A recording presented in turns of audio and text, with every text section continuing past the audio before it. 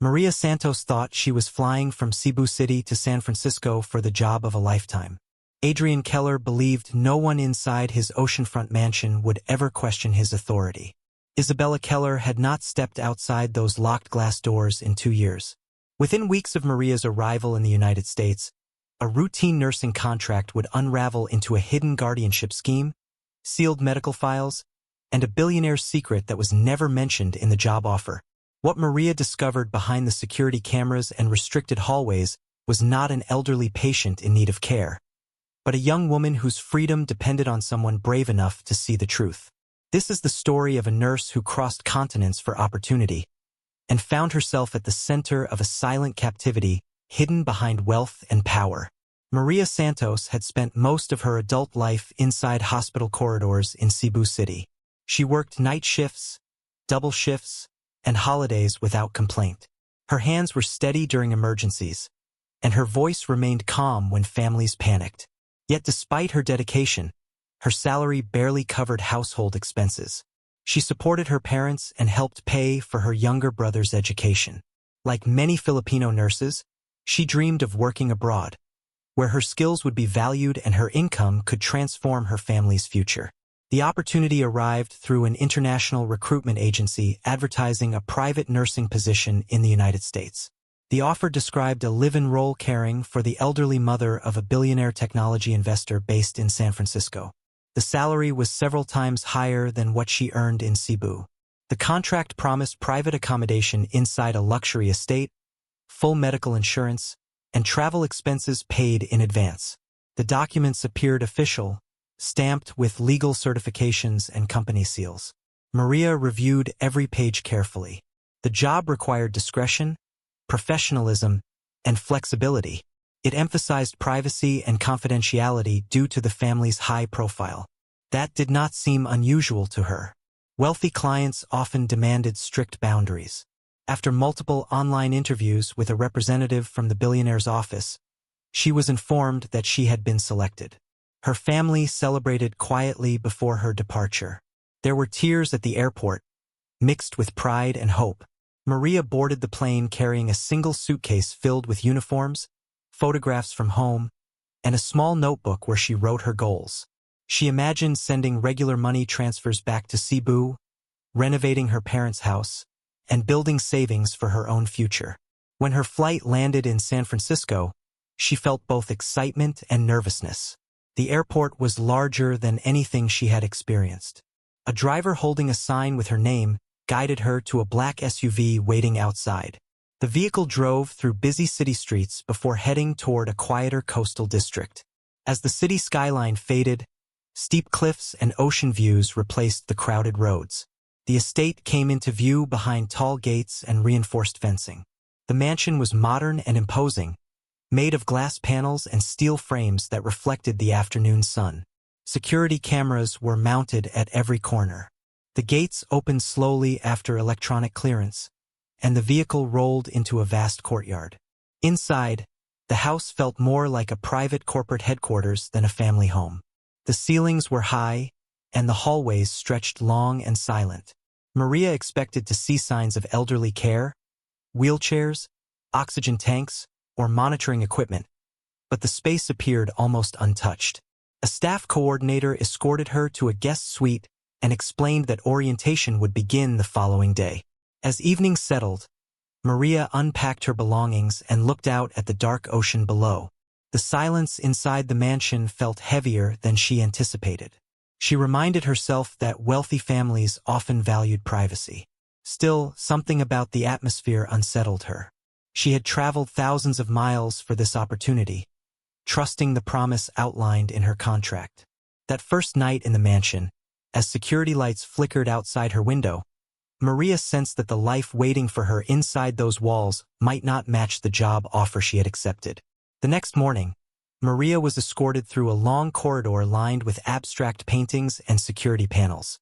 She expected to meet the elderly patient immediately, but instead she was brought into a private office overlooking the ocean. There she met Adrian Keller. He was younger than she imagined, dressed in simple but expensive clothing, with a calm and controlled presence.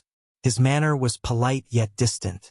He thanked her for traveling such a long distance and briefly mentioned that his family valued discretion above all else. What unsettled Maria was what he did not mention. There was no detailed discussion about his mother's medical condition.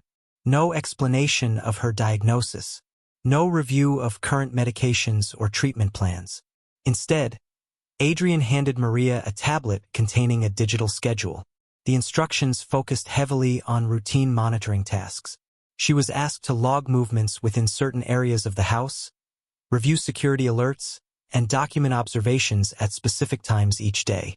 Maria assumed this was part of maintaining a safe environment for a fragile patient. Wealthy households often had strict systems. Still, she found it unusual that the orientation did not include any hands-on introduction to the person she was hired to care for. Later that day, a house manager showed her a medical storage room. The cabinets were neat, but many supplies remained unopened. Blood pressure monitors, mobility aids, and hospital-grade equipment were still sealed in their original packaging. The labels indicated they had been delivered months earlier. For a patient requiring constant care, the absence of used materials seemed strange. Maria reviewed the digital files on the tablet assigned to her. She searched for the patient's medical history. Instead of a complete chart, she found fragmented notes referring to someone identified only as Subject A. The entries included observations about mood patterns, sleep behavior, and response to environmental stimuli. The language felt clinical but impersonal. There were no full diagnostic reports, no hospital discharge summaries, and no detailed physician evaluations attached. As the hours passed, Maria noticed that meals were delivered daily to a locked section of the mansion. Staff members avoided discussing that wing of the house. Whenever she asked about preparing medication rounds, the response was that she would be notified when necessary. By the third day, Maria had still not seen the elderly mother mentioned in her contract. She walked through expansive hallways filled with modern art and minimalist furniture, yet the house felt unusually empty. Security cameras were positioned at nearly every corner, and certain doors required coded access. That evening, while updating her assigned logs, Maria observed that the monitoring schedule did not match elderly care routines. The documentation required detailed notes about door openings, hallway movements, and time spent in restricted areas. It resembled surveillance tracking more than medical supervision. A quiet sense of unease began to grow inside her. She had traveled from Cebu City to the United States believing she would be caring for a vulnerable patient. Instead, she found herself documenting patterns in a house where the supposed patient remained invisible. By the end of the week, Maria understood that something fundamental about the job was missing. The absence of the elderly mother was no longer a simple delay. It was a silence that felt intentional. By the end of her first week inside the mansion in San Francisco, Maria's unease had turned into quiet determination. The locked wing of the house remained the center of her questions. Meals were delivered there 3 times a day. Security alerts were strongest around that corridor. Yet no staff member spoke openly about who was inside. Late one night, after reviewing the monitoring schedule on her tablet, Maria noticed a brief gap in the camera rotation. The security system automatically reset certain feeds for maintenance for less than 3 minutes. It was a small window but enough to test a risk. She waited until the house grew still. Most staff had left, and the ocean wind outside masked faint sounds in the hallways. She moved carefully down the corridor, following the layout she had memorized. The restricted door required a code, but she had observed the house manager entering it earlier that day. The numbers were still fresh in her memory. Her hands trembled slightly as she entered them. Inside, the atmosphere was different. The lighting was softer, the air warmer. It did not resemble a medical isolation ward for an elderly patient. Instead, it looked like a private living suite. Bookshelves lined one wall. A grand piano stood near a window overlooking the dark coastline. Seated near that window was a young woman in her late 20s. She appeared physically healthy but emotionally distant. Her posture was still, her gaze fixed on the ocean beyond the glass. There were no visible restraints, yet the room was surrounded by discreet security devices embedded into the walls. Maria quickly realized this was not Adrian Keller's elderly mother. After returning to her room, she searched archived news articles on her phone. Reports from 2 years earlier mentioned Adrian's younger sister, Isabella Keller, who had withdrawn from public appearances after what media described as a severe mental health crisis. Since then, she had vanished from company events and social functions. The next day, Maria reviewed the medical files stored in a secured office near the restricted wing. The documents listed psychiatric diagnoses, medication schedules, and behavioral notes. However, inconsistencies stood out immediately. Some reports were unsigned. Others lacked hospital letterheads. Dates did not always match prescription records. The pattern suggested alterations. Medication storage inside the wing revealed strong sedatives and mood stabilizers. Dosages were high for someone described as stable. Maria's professional instincts told her something was wrong. The records did not reflect long-term psychiatric care supervised by independent specialists. They looked internally managed. As she pieced together details, a troubling possibility formed. If Isabella had been declared mentally unstable, Adrian would likely hold legal guardianship over her assets. Corporate filings confirmed that Adrian had consolidated majority control of the family's technology empire shortly after Isabella's public disappearance. Maria understood the danger of what she had uncovered. The mansion's surveillance system tracked movements constantly. Her employment visa tied her legal status in the United States to this job. Reporting suspicions without evidence could risk deportation. Yet the image of Isabella sitting alone behind controlled doors stayed in her mind. The job she accepted as a nurse now carried a different weight. She was no longer simply caring for a patient. She was witnessing something hidden behind wealth and influence, and she had to decide whether to remain silent or uncover the full truth. Maria knew that acting without proof would destroy her credibility, so she moved carefully. During a scheduled supply trip into San Francisco, she purchased a prepaid phone with cash. She avoided using the mansion's Wi-Fi and never carried the device inside the main halls where surveillance cameras were strongest. Through careful research, she found a local advocacy organization that specialized in guardianship abuse and unlawful confinement cases. Using the prepaid phone, she sent an anonymous tip describing a young woman potentially being held under questionable medical authority inside a private estate. She avoided naming the billionaire directly but included enough details to raise concern. After sending the message, she erased all browsing history and powered the device off. Back at the mansion, Maria intensified her documentation. She began recording medication dosages administered to Isabella and comparing them with standard psychiatric guidelines. The amounts appeared excessive for someone showing no violent behavior. She discreetly photographed prescription labels and stored copies on an encrypted memory card hidden inside her luggage. While reviewing digital files late one evening, Maria discovered legal guardianship documents granting Adrian Keller full decision-making power over Isabella's finances and healthcare. The authorization had been approved during what court records described as an emergency mental health crisis 2 years earlier. However, attached hospital reports were incomplete. Admission forms lacked detailed physician signatures. Several pages appeared scanned rather than original. Maria also uncovered corporate filings showing that shortly after guardianship was granted, Adrian had consolidated voting control over the Keller family's technology empire. Isabella's shares were placed under trust management overseen by Adrian himself. Financial statements revealed millions redirected into private ventures solely under his authority. The pattern became clear. If Isabella remained legally incompetent, Adrian retained total control. If she regained independence, corporate power would shift. Days later, the advocacy organization responded. They requested additional evidence to support a welfare check request. Maria provided time-stamped photos of medication cabinets, inconsistencies in medical charts, and a summary of Isabella's isolated living conditions. She described the security systems and restricted access. The pressure inside the mansion grew heavier. Adrian's presence became more frequent. He reviewed household logs personally and questioned minor scheduling changes. Maria sensed heightened alertness, as if he suspected internal scrutiny.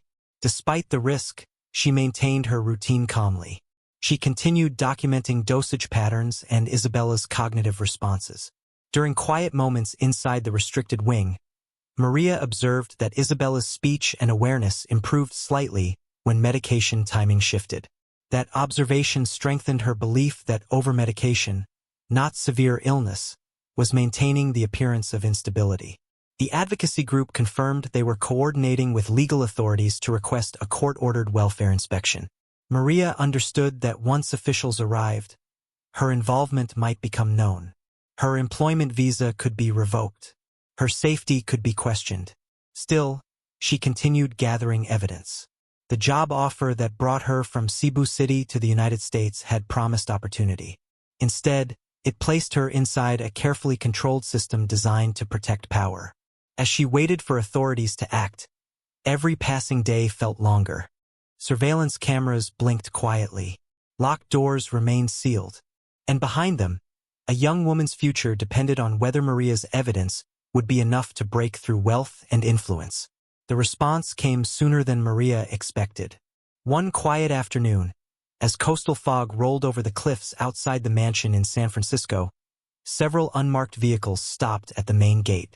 Security personnel attempted to delay entry, but a court-authorized welfare order required immediate access. Legal officials, accompanied by medical professionals, stepped onto the property with formal documentation in hand. Inside, the atmosphere shifted instantly. Staff members moved quickly through hallways. Adrian Keller was notified and arrived within minutes, composed but visibly tense. Maria remained in the background, carefully maintaining her routine logs while observing the unfolding scene. Authorities proceeded directly to the restricted wing. The locked door was opened under supervision. Isabella Keller was found seated near the window, as she had been many nights before. She appeared calm but confused by the sudden presence of strangers. Independent physicians conducted an initial on-site evaluation. They noted that while Isabella showed signs of emotional strain, her cognitive responses were stronger than her internal medical records suggested. Medication inventories were examined. Prescription dosages were cross-checked against psychiatric standards. The reviewing doctors quickly questioned the necessity of certain sedatives being administered daily. They requested full hospital documentation supporting the original diagnosis that justified guardianship. When partial and inconsistent records were presented, concerns escalated. Isabella was transported to an independent medical facility for comprehensive evaluation. Within days, specialists concluded that she did not meet the criteria for long-term involuntary guardianship. They determined that heavy medication had contributed to her subdued behavior and that alternative treatment options had not been explored. Legal proceedings moved rapidly. The court suspended Adrian's guardianship authority pending further investigation. Financial auditors began reviewing corporate restructuring decisions made after Isabella's declared breakdown. Media outlets across the United States reported the unfolding scandal, exposing the hidden arrangement inside one of the tech industry's wealthiest families. Maria's evidence became central to the case. Her documented medication logs, photographs, and timeline of inconsistencies supported claims of medical misuse. Advocacy groups publicly praised the unnamed healthcare worker who brought attention to the situation. Though her identity was initially protected, internal reviews eventually revealed her involvement. Adrian Keller faced investigation for potential abuse of guardianship laws, medical fraud, and unlawful confinement. Corporate boards distanced themselves as shareholders demanded transparency. Financial markets reacted cautiously, and the Keller empire's reputation suffered lasting damage. Isabella, now under independent care, began a gradual recovery process. Evaluators reported steady improvement once medication levels were adjusted appropriately. For the first time in years, she regained legal representation separate from her brother's influence. Maria's visa status was reviewed during the investigation, but advocacy organizations intervened, recognizing her as a whistleblower acting in good faith. Instead of deportation, she was granted legal protection under federal safeguards for reporting abuse. Months later, Maria returned to Cebu City. She carried savings from her employment, but more importantly, she carried the knowledge that her decision to act had changed someone's life. What began as a dream opportunity abroad had placed her inside a hidden system of control. In the end, it was not wealth or power that determined the outcome, but the quiet resolve of a nurse who refused to ignore what she saw.